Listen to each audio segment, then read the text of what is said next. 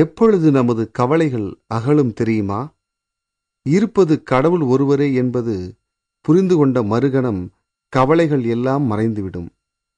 நாத்திகன், ஆத்திகன், நல்லது, கெட்டது, உண்மை, உண்மையற்றது என்று எல்லாமாக இருப்பது கடவுளே என்று உணர்ந்தவுடன் நமது குழப்பங்கள், தவறான கண்ணோட்டங்கள், கருத்துக்கள் எல்லாம் மறைந்துவிடும். இதை விளக்க ஒரு கதை உண்டு. நான் தனியா வீட்டில் இருக்கேன். எதைத்தான் நான் பார்க்கறது? நாய் பொழப்பா போச்சு. இப்படியே நீங்க போனா இதுக்கு என்ன அர்த்தம்? நான் நிலத்துக்கு போகணும்.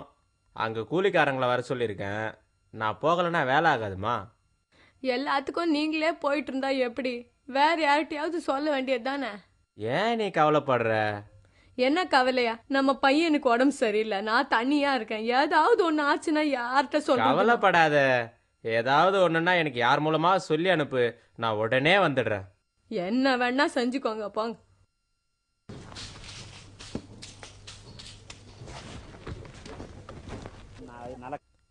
அண்ணா, ராமலிங்க அண்ணா, அண்ணா ராமலிங்க அண்ணா, ராமலிங்க அண்ணா. என்னப்பா என்ன?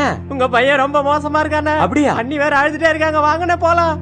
மகாதேவா, இத கொஞ்சம் பாத்துக்குப்பா. சீக்கிரம் முடிக்க பாரு, நான் வரேன்.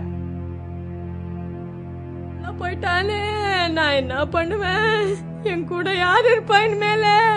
ஏண்டா எங்களை விட்டு போயிட்டேன்? நான் என்ன பண்ணுவேன்? ஐயோ ஐயோ, என்ன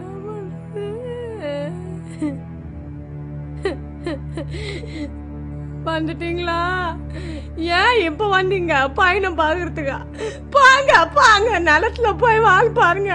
இங்க ஏன் வந்தீங்க? ஐயோ ஐயோ, நான் என்ன பண்ணுவேன்? நான் என்ன பண்ணுவேன்? நான் என்ன பண்ணுவேன்? என் புள்ள இப்படி விட்டுட்டு போயிட்டானே. நான் என்ன பண்ணுவேன்? ஐயோ, யாரோட கண்ணோ என் பையன் மேல பட்டுடுச்சு.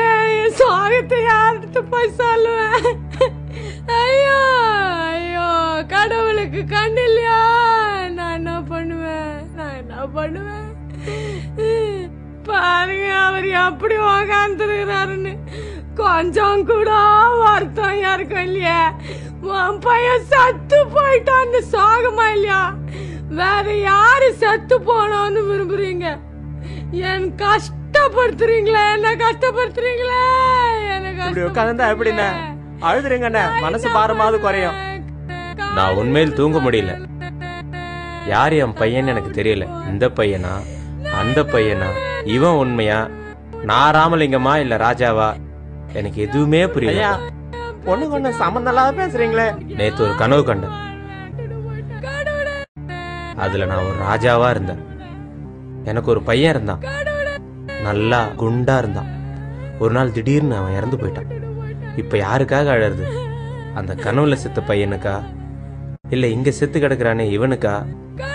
எனக்கு எதுவுமே புரியல. எது உண்மை, எது பொய், யார நம்புறது, யார விடுறது? விவசாயி ஒரு ஞானி. கனவு நிலையும் நனவு நிலையும் இரண்டுமே பொய்தான் என்பது அவனுக்கு தெரியும். இந்த உண்மையை அவன் புரிந்து கொண்டதாலே பையனுடைய சாவை அவனாலே நடுநிலைமையோடு ஏற்றுக்கொள்ள முடிந்தது.